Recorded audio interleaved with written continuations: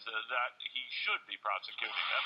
Former Deputy Assistant Attorney General Thomas Dupree says he shouldn't. So, Tom, you think that's a bad idea just to rule it out? Why?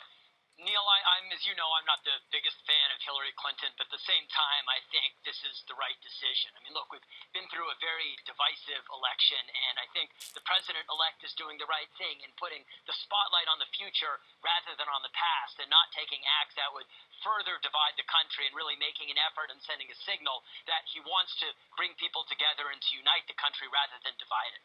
What do you make of that, Lisa? You don't agree? Good afternoon. It's a pleasure to be here. And I understand about this divisive moment, and we, of course, want the United States to be united. But in this case, if we look at it, apart from all the political issues going on, this is a legal issue, plain and simple. And Hillary Clinton was grossly negligent. There are many, many issues with perjury. And at this point, to not look into this would be a breach of justice. But do you argue that if an investigation goes on, presumably it goes on for potentially months, if not years, right? Sure. And part of the problem is that, you know, she basically left these confidential emails, these many, many email chains out basically on a park bench on the internet. We don't know who could have accessed them using her personal server. There's no security issues that we know of, but down the line, this kind of digital forensics investigation could take time for sure. But even Comey himself said a hostile actor could have accessed those emails. We just don't know yet. What would be the harm then, Tom, in just having a special prosecutor look at this? You're taking yourself and the parties and the respective chambers out of it and waiting to hear back from that special prosecutor.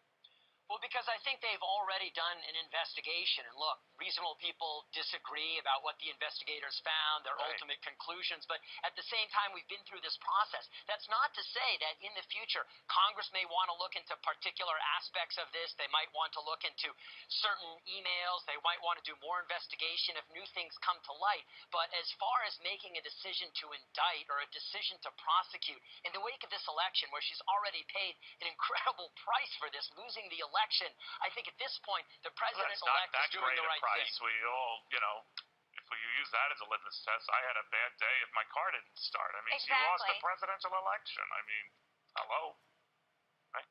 Exactly. It doesn't take away the fact that she did participate in these illegal activities, and also just using her personal discretion to decide, I'm going to get rid of these 32,000 emails because they're not relevant. There was nobody independent looking at them. I think that's still an issue that has been overlooked right now. All right, we'll see what happens, guys. But again, to Donald Trump's point, he's not interested in pursuing anything, so that's going to probably pretty much stop it there.